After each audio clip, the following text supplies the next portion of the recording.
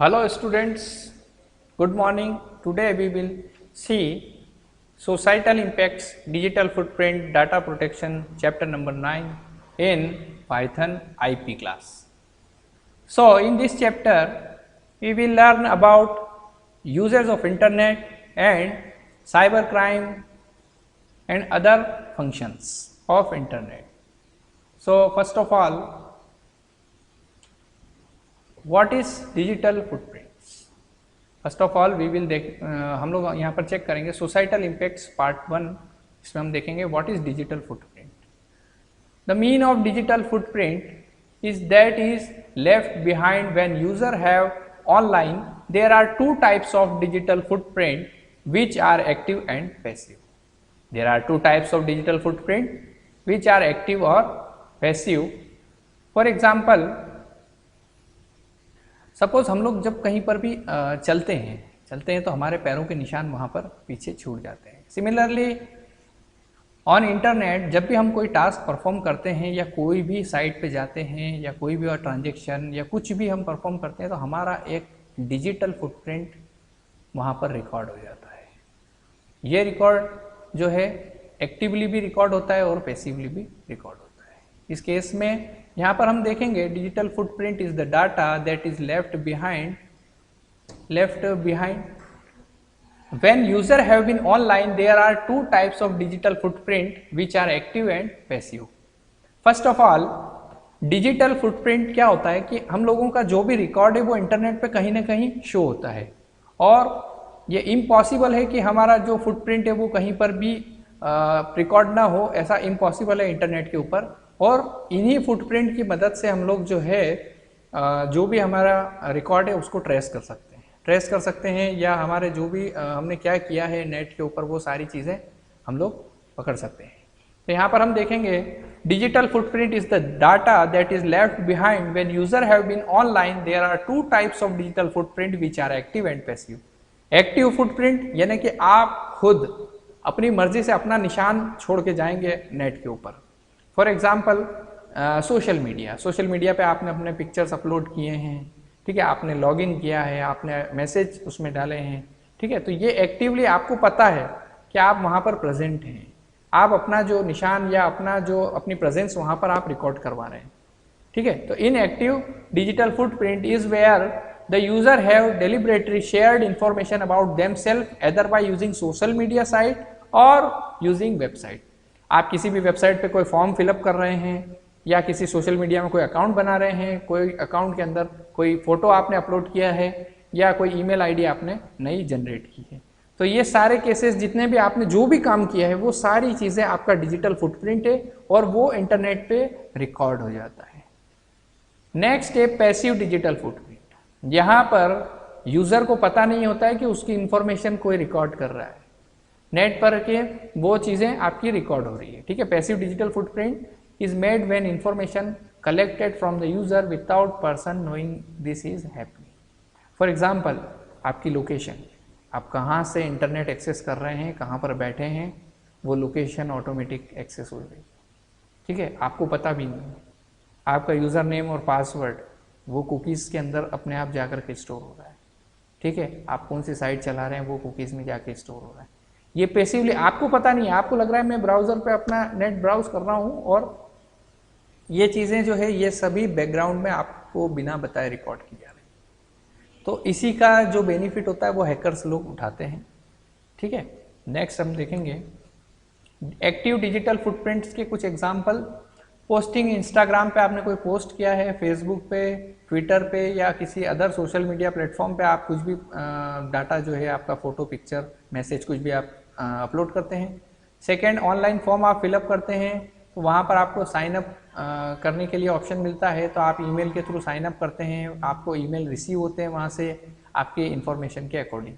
जब भी हम ऑनलाइन फॉर्म फिलअप करते हैं हमारी ईमेल आईडी, मोबाइल नंबर ये तो हमें देना ही पड़ता है, तो वो चीज़ पे हमें फिर वो लोग मैसेज करते हैं, तो ये हो गया। तीसरा है agreeing to install cookies in our device when prompt to by browser. आजकल ये बहुत चल रहा है, जब भी हम किसी साइट पे जाते हैं तो वो आपको एक मैसेज डिस्प्ले करता है कि हम आपके जो डाटा है उसको एक्सेस कर रहे हैं ताकि फ्यूचर में हम आपको और अच्छी सर्विस दे सकें, इसके लिए आपका डाटा हम जो है स्टोर कर रहे हैं और अब इसको यूज़ करेंगे। कुकीज़ के फॉर्म में, तो क्या आप अलाउ करते हैं, है ना। तो ये चीज़ जो है, जो भी आप डाटा स्टोर करते हैं, सपोज जैसे आप अमेजन पे कोई प्रोडक्ट सर्च कर रहे हैं, तो ये जो प्रोडक्ट सर्चिंग की जो आपके बोल सकते हैं जो इन्फॉर्मेशन है, ये क्या होता है कि पर्टिकुलर साइट जो होती है उसको यूज़ कर लेती है और उसको एक्सेस करके अपने यहाँ पे सेव कर लेती है। सेव करने के बाद अगेन जब भी आप उस सिस्टम पे नेट को एक्सेस करेंगे या अपनी ईमेल आईडी से कुछ भी नेट चलाएंगे, तो वो जो मैसेज होगा या आपने जो प्रोडक्ट सर्च किया है वो प्रोडक्ट आपको बार बार दिखेगा, ठीक है। तो वो मार्केटिंग पर्पज़ से, कमर्शियल पर्पज़ से आपकी इन्फॉर्मेशन को सेव कर लेते हैं। तो आप अगर उसको एग्री करते हैं तो ही वो आप इसको आपकी इन्फॉर्मेशन को यूज़ करेंगे। नेक्स्ट है पैसिव डिजिटल फुटप्रिंट में हम देखेंगे website that install cookies in our device without disclosing it to it. कुछ वेबसाइट्स हैं जो बिना आपको पता चले अपना जो डाटा है आपके सिस्टम में जाकर के स्टोर कर देगी। दूसरा, apps and website that use geology location to pinpoint our location. हमारी लोकेशन देखने के लिए कुछ ऐप्स जो हैं वो ऑटोमेटिक आपसे आपकी जो लोकेशन है, आप कहाँ पर मोबाइल को चला रहे हैं, उसको वो इन्फॉर्मेशन जो है अपने यहाँ पर सिस्टम में स्टोर कर लेते हैं और आपको पता नहीं चल पाता है। कुछ ऐप्स हैं जो आपसे परमिशन मांगते हैं और कुछ ऐप्स ऐसे होते हैं जो आपकी विदाउट परमिशन के ही आपकी लोकेशन अपने यहाँ पर स्टोर कर लेते हैं, जियो लोकेशन, ठीक है। Next, why we should care about managing our digital footprint. हमें अपने डिजिटल फुटप्रिंट जो हैं उनका ध्यान रखना है। तो क्यों रखना चाहिए, कैसे हमें मैनेज करेंगे?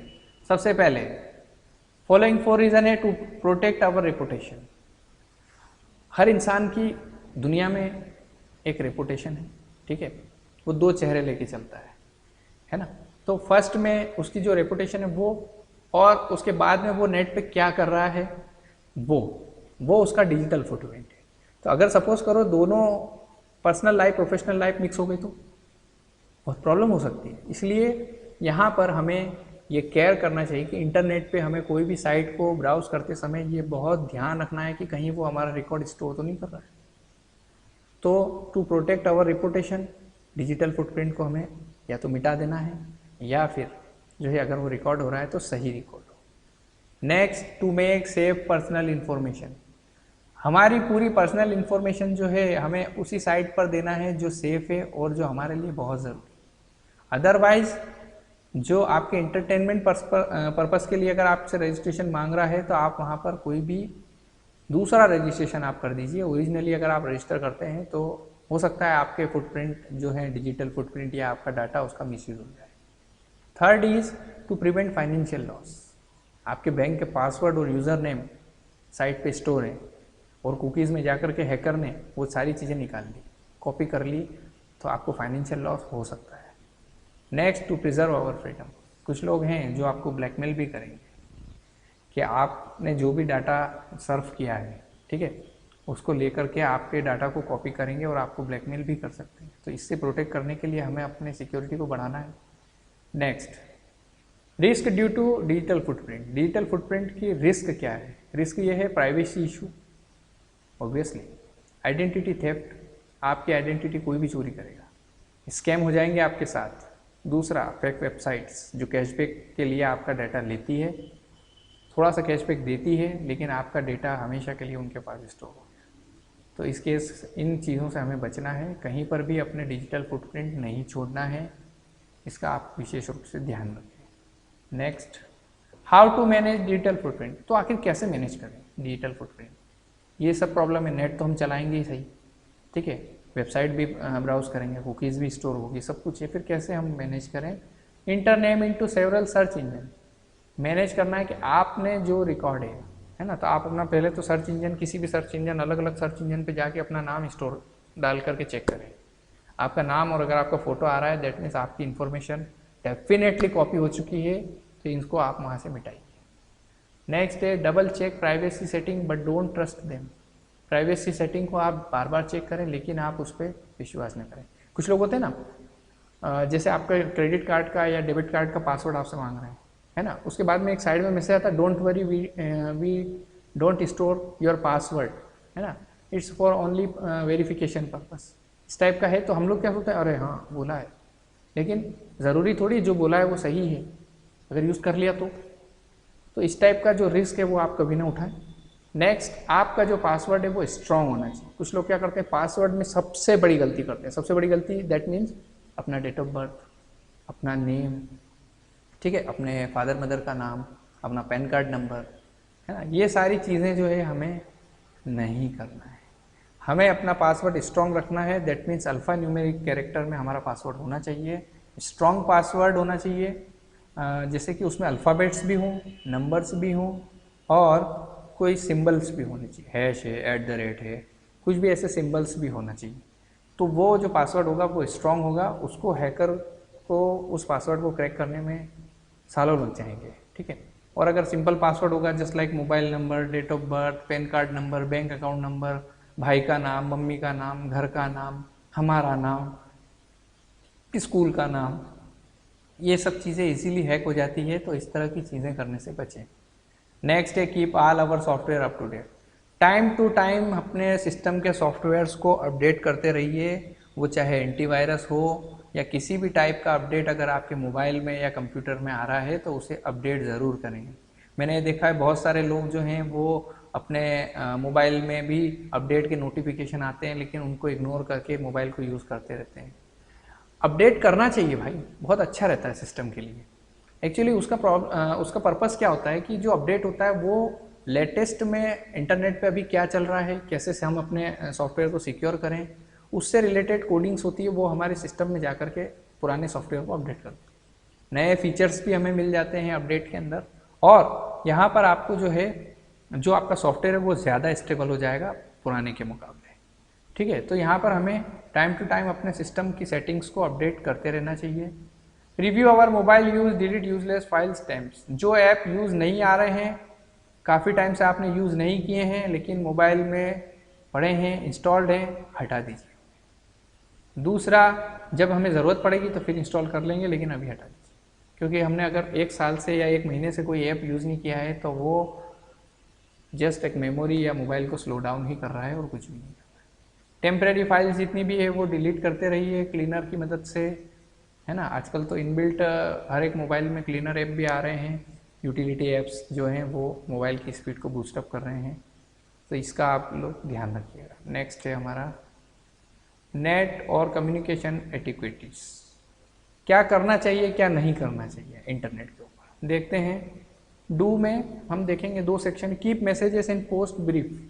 हमारे जो मैसेज और हमारी जो पोस्ट होगी वो ब्रीफली डिफाइन होना चाहिए, यानी कि उसमें ज़्यादा यूजलेस डाटा आपका नहीं होना चाहिए। जो आपकी एक्चुअल इन्फॉर्मेशन है, यानी जो आप कहना चाह रहे हैं बस वही आप लिखें, अननेसेसरी कुछ भी वर्ड्स ना लिखें। ऐसा मैसेज आप लिखें कि जो बोल सकते हैं हम लोग गागर में सागर भर दें, यानी थोड़े से शब्द जो है वो बहुत कुछ कह जाए, इस टाइप से आपका मैसेज होना चाहिए।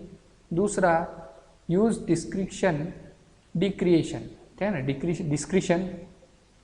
Third is protect personal information. Fourth is obey copyright laws. ये क्वेश्चन पूछा जाता है, कॉपीराइट, व्हाट इज कॉपीराइट।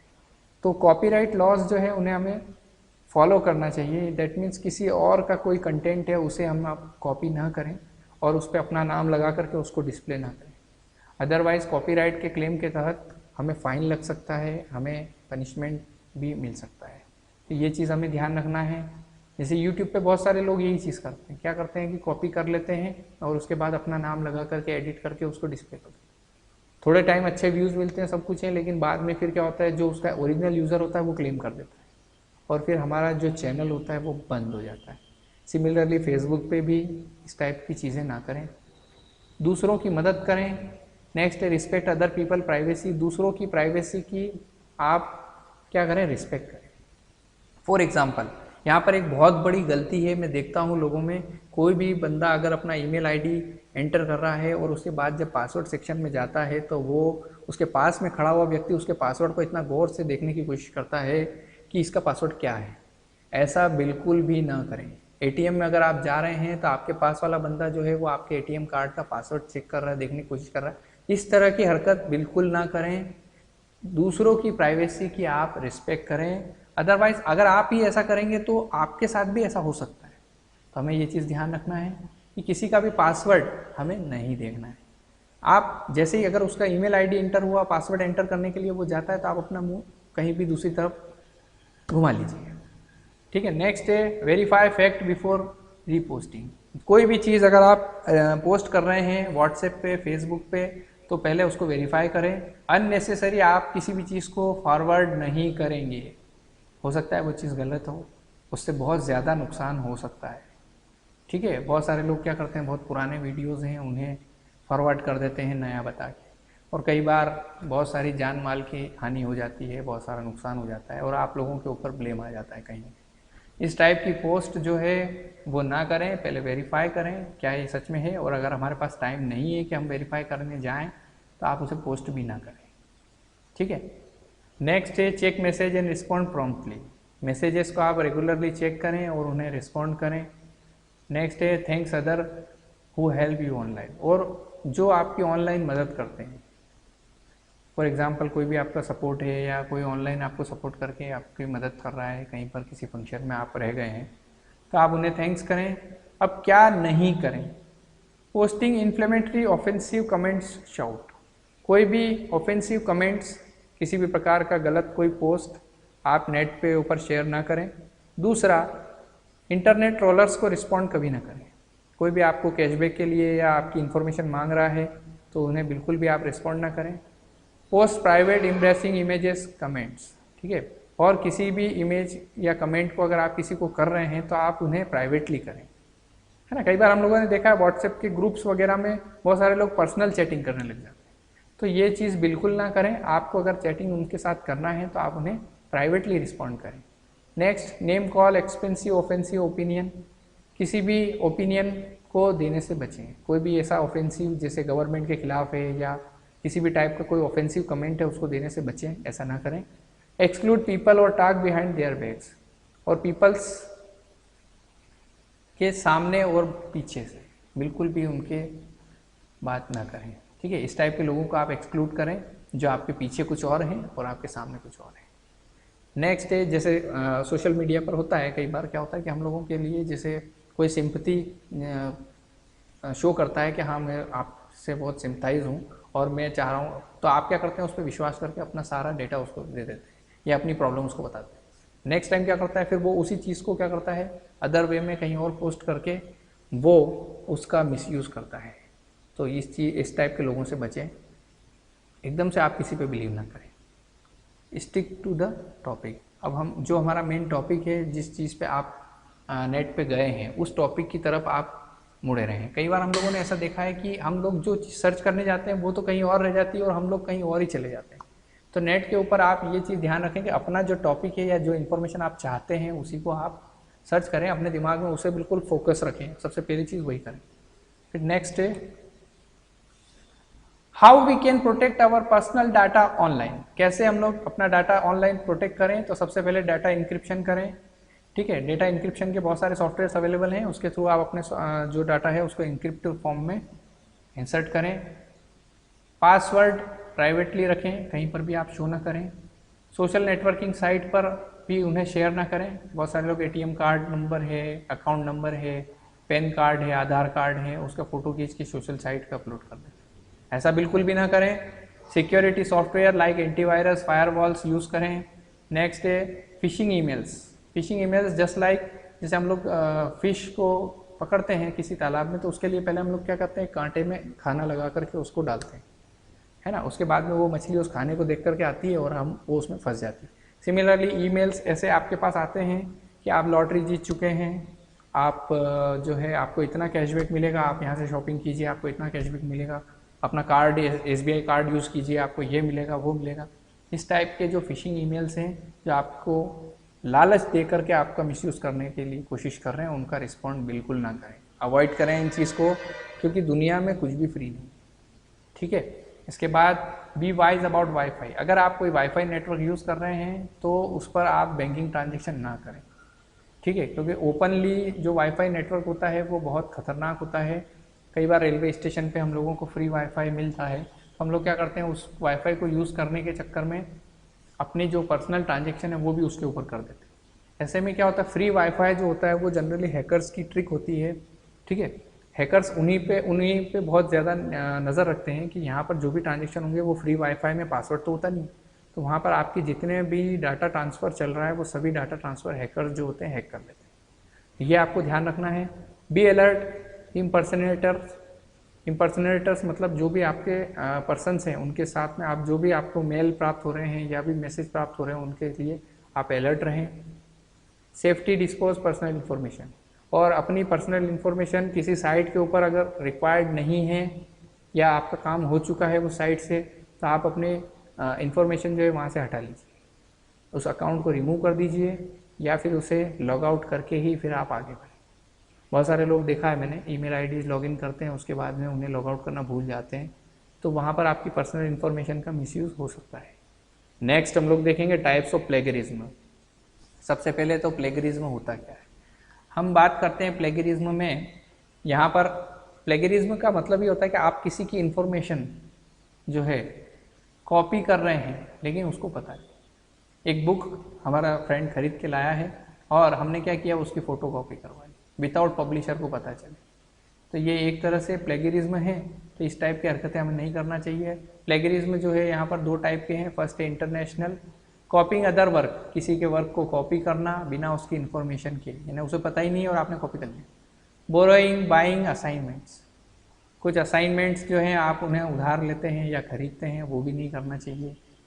तीसरा कट पेस्ट इलेक्ट्रॉनिक रिसोर्स, कुछ लोग क्या करते हैं कि किसी का कोई थीम है या किसी ने कोई लेख, अगर आपका कोई पोस्ट अगर डाला है तो उसको क्या करते हैं, कॉपी करते हैं और अपना नाम लगा करके उसमें फिर से रीपोस्ट कर देते हैं। ऐसा हमको नहीं करना है। ऐसे text from the internet, downloading कोई भी आप करते हैं इंटरनेट से और किसी भी अपने प्रोजेक्ट में उसको डालते हैं तो उसमें वहाँ पर वो चीज़ मेंशन करें कि ये चीज़ मैंने कहाँ से ली है और ये मेरी नहीं है, ये किसी और की, ये चीज़ मेंशन करें। ऐसा बिल्कुल भी ना करें क्योंकि ये भी एक साइबर क्राइम है। नेक्स्ट है unintentional plagiarism, not knowing how to knowledge, कुछ अनइंटेंशनली हम लोगों ने क्या किया, प्लेगरिज्म कर बैठते हैं जो हमें पता नहीं होता। Unintentionally how to acknowledge incorporate source of information through proper paraphrasing, summarising and quotation, कुछ लोगों के कोट्स हैं, हम लोग क्या करते हैं उनमें अपना नाम लगा देते हैं, ठीक है। तो इस टाइप की हरकत हमें नहीं करना चाहिए। कॉपी बिल्कुल ना करें, ये आप बिल्कुल ध्यान रखें। किसी का भी कोट जो है अगर आप लिखते हैं, जैसे सपोज महात्मा गांधी ने लिखा है कि सपोज विवेकानंद ने लिखा है कर्म करो और आगे बढ़ते रहो, तो यहाँ पर इस केस में हमें क्या करना है कि विवेकानंद का नाम हटा करके हम अपना नाम लिख देते हैं और वो विचार को वैसा लिखते हैं, उनका कोट लिख के हम अपना नाम लगाते हैं। ये बिल्कुल गलत है। अगर आप उनका कोट से प्रभावित हैं तो आप उसको यूज़ करना चाह रहे हैं तो आप उन्हीं का नाम रहने दीजिए ना। इस टाइप की हरकत बिल्कुल ना करें। यहाँ पर अगला है careless कॉपिंग, cutting, pasting from electronic database. कुछ लोग आधार कार्ड, पैन कार्ड या बैंक स्टेटमेंट या किसी स्टूडेंट का कोई प्रोजेक्ट, इन सभी चीज़ों में क्या करते हैं, अब उसकी मेहनत और हम क्या करते हैं उसमें कट पेस्ट करके अपना नाम लगा के उसको रिप्रेजेंट कर देते हैं। ये बिल्कुल भी ना करें इस चीज़ को। ये प्लेगरिज्म है, ये एक अपराध है, इसको आप बिल्कुल ना करें। ये चोरी की तरफ आपको लेकर के जा रहा है। अपनी आदत को बदलिएगा। Next, how to avoid plagiarism. Avoid करना है प्लेगरिज्म, यानी नहीं, कैसे नहीं करें साहब, कैसे इस चीज़ को रोकें। तो सबसे पहले आप अपने आइडियाज़ खुद लिखिए, ठीक है। कहीं पर भी आप अगर कोई चीज़ देख रहे हैं या कोई आप इंटरनेट पे कोई पोस्ट करने वाले हैं तो वो आपकी खुद की होना चाहिए। Second, cite the source when someone else ideas are used. अगर आप किसी के आइडिया को यूज़ कर रहे हैं, डेफिनेटली सभी लोग करते हैं, कोई अपनी थीसिस में किसी का लेख यूज़ कर रहा है या कोई किसी प्रोजेक्ट में कोई फ़ोटो को यूज़ कर रहा है, तो वहाँ पर उसके नीचे आप कैप्शन में मेंशन करें कि ये फ़ोटो मैंने इस सोर्स से लिया है। उसके सोर्स को आपको बिल्कुल मेंशन करना है। Next, rewrite other ideas in your own word. अगर आपको कोई चीज़ लग भी रही है कि हाँ इसका आइडिया अच्छा है लेकिन मैं भी ऐसा ही पोस्ट करूँ, तो आप अपने शब्दों में उस चीज़ को लिखिए। उसी का सेम टू सेम कॉपी करने की ज़रूरत नहीं है, आपको अपने शब्दों में उसको लिखना है। नेक्स्ट है टेक केयरफुल नोट्स। किसी के भी नोट्स अगर आप कॉपी करते हैं तो उन्हें केयरफुली करें। डेवलपिंग योर राइटिंग स्किल, आप अपनी भाषा में हर चीज़ को लिखने की कोशिश करें। Software copyright. कॉपीराइट एक सीधी सी बात मैं आपको बता दूं, कॉपीराइट जो एक्ट है ये इंटरनेशनली गवर्नमेंट ने जो है सभी गवर्नमेंट ने मिल करके इंटरनेशनली इसको बनाया है। कॉपीराइट एक्ट जो है 70 ईयर्स तक चलता है। यानी अगर कोई पर्सन ने आज अगर कोई चीज़ बनाई है और उसको कॉपीराइट करवा दिया दैट मीन्स उसके मरने के बाद भी या वो जब तक है तब तक 70 ईयर्स तक उसकी वैलिडिटी रहेगी, उसके बाद जाकर के आप उस चीज़ को कॉपी कर सकते। तो ऐसा इसलिए है, कॉपीराइट एक्ट जो है अगर कोई इसको फॉलो नहीं करता, यानी सपोज आज मैंने मेहनत करके कोई काम किया है और कोई अगर दूसरा उसको कॉपी कर ले तो इस केस में क्या होता है, फाइनेंशियली लॉस भी होता है। तो इसके लिए एक रूल बना हुआ है जो इंडिया में ही नहीं सभी जगह ये एप्लीकेबल है, और कॉपीराइट एक्ट जो है आपको कभी भी नहीं करना है, ठीक है। इस एक्ट का कभी भी हमें उल्लंघन नहीं करना है। सॉफ्टवेयर कॉपीराइट में कुछ कंपनियां होती है जो आपको जिनसे आप सॉफ्टवेयर परचेस करते हैं, और कुछ लोग जो होते हैं वो नेट पर पे परचेस तो किया लेकिन उसको क्या किया, डिस्ट्रीब्यूट कर दिया लोगों के बीच में, ठीक है, फ्री डिस्ट्रीब्यूट कर दिया। तो ऐसा केस हमें नहीं करना चाहिए। उसमें क्या होता है कि हमें फाइन लग सकता है, और किसी का भी सॉफ्टवेयर जो है वो अगर आप ओरिजिनली परचेस कर रहे हैं, सिंगल यूज़र है, तो आप उसको मल्टी यूज़र बनाने की कोशिश ना करें, ठीक है। सेकेंड है protect our right, reason for copyrighting our software. हमारे सॉफ्टवेयर को हमेशा, अगर आप कोई सॉफ्टवेयर बना रहे हैं तो उसे भी आप कॉपीराइट करवाएं ताकि वो आपका एकाधिकार रहे। रीज़न कॉपीराइट का, प्रोटेक्ट आवर राइट, हमारे अधिकारों को सुरक्षित रखता है, हमारे सॉफ्टवेयर के स्ट्रक्चर को सुरक्षित रखता है, हमारे सॉफ्टवेयर के कोड, उनके ऑर्गेनाइजेशन, उन सभी को सुरक्षित रखेगा, हमारे लाइसेंस एग्रीमेंट की प्रोटेक्शन को बढ़ाएगा। यानी आप बना रहे हैं तो भी कॉपीराइट करवाएं, और अगर आप यूज़ कर रहे हैं तो कॉपीराइट एक्ट जो लॉज हैं उनका पूरा पालन करें। दोनों कंडीशन मैंने आपको यहाँ बता दी। Free and open source software, देखो इनका नाम है free and open source software, shortcut में FOSS इन्हें कहेंगे, फॉस। आपके दिमाग में एक क्वेश्चन आएगा, सर सॉफ्टवेयर अगर हम डाउनलोड ना करें, ऐप का यूज़ नहीं करें, डाउनलोड कैसे करें, क्या करें फिर, है ना। तो इसमें कुछ सॉफ्टवेयर ऐसे भी होते हैं जो फ्रीली अवेलेबल हैं, उन्हीं का आप यूज़ करें, और कुछ होते हैं ओपन सोर्स सॉफ्टवेयर जिनमें उनका सोर्स कोड भी आपको उस सॉफ्टवेयर के साथ मिलता है, तो उसका आप यूज़ करें। उसमें अगर आपको कुछ बनाना ही है नया, तो इस टाइप के फ्री ओपन सोर्स सॉफ्टवेयर को ले करके उसमें आप वेरिफिकेशन मॉडिफिकेशन करके आप उसको ओपनली वापस पब्लिश कर सकते हैं। फॉर एग्जांपल जैसे लिनक्स एक ऑपरेटिंग सिस्टम है, लेकिन गूगल ने क्या किया, इस Linux open source operating system को यूज़ किया, इसको मॉडिफाइड किया और एक नया ऑपरेटिंग सिस्टम बनाया एंड्रॉयड, जो कि आज दुनिया के 90% मोबाइल्स में एंड्रॉयड ऑपरेटिंग सिस्टम चल रहा है, और ये बिल्कुल फ्री है, ओपन सोर्स, क्योंकि गूगल को अगर ये फ्री मिला है तो वो ऑब्वियसली उसको फ्री ही देना है। तो यहाँ पर इस टाइप से कोई भी ओपन सोर्स सॉफ्टवेयर का आप यूज़ करें। इसके बाद free and open source software की एक्चुअल डेफिनेशन ही यही है कि इसमें सॉफ्टवेयर जो है वो हमें फ्री मिलेगा, और उसका ओपन सोर्स जो है, सोर्स कोड है, वो भी हमें उसका फ्री में अवेलेबल रहेगा। आप चाहें तो उसे मॉडिफाई कर सकते हैं। नेक्स्ट है following criteria must be meet for FOSS, source code must be included.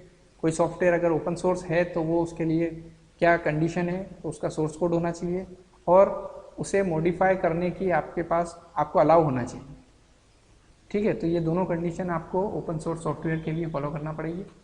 Next example में, जैसे ऑपरेटिंग सिस्टम में कुछ लोगों को प्रॉब्लम है, सर विंडोज़ हम लैपटॉप परचेस करके लाए हैं, विंडोज़ जो है वो पेमेंट देना पड़ेगा, पेमेंट नहीं है, अब क्या करें। तो आप लिनक्स का यूज़ करें, यूबेंटू का यूज़ करें, ये बिल्कुल फ्रीली अवेलेबल हैं। इनको आप यूज़ करेंगे तो कोई भी कॉपीराइट का जो एक्ट है वो आपके ऊपर अप्लीकेबल नहीं रहेगा, किसी भी कानूनी कार्रवाई से आप बिल्कुल बचे रहें। नेक्स्ट है DBMS में, अगर हम देखें, अगर आप सॉफ्टवेयर बनाने के इच्छुक हैं तो आप MySQL, MongoDB SQL Lite इनका यूज़ करें। प्रोग्रामिंग लैंग्वेज अगर आप यूज़ करना चाह रहे हैं तो पाइथन, PHP, जावा का यूज़ करें। इंटरनेट पे अगर कोई ब्राउज़र आप यूज़ करना चाह रहे हैं तो क्रोम, फायरफॉक्स इनका यूज़ करें। और अगर आप कोई वेब सर्वर यूज़ करना चाह रहे हैं तो टॉमकैट, अपाचे, ये सभी सर्वर्स का भी आप यूज़ कर सकते हैं। ये सभी फ्रीली ओपन सोर्स अवेलेबल है। नेक्स्ट हम देखेंगे टाइप्स ऑफ सॉफ्टवेयर। ये क्वेश्चन आता है एग्जाम्स में, क्लास 12th में हर बार आता है। फर्स्ट है free software that are freely available on internet.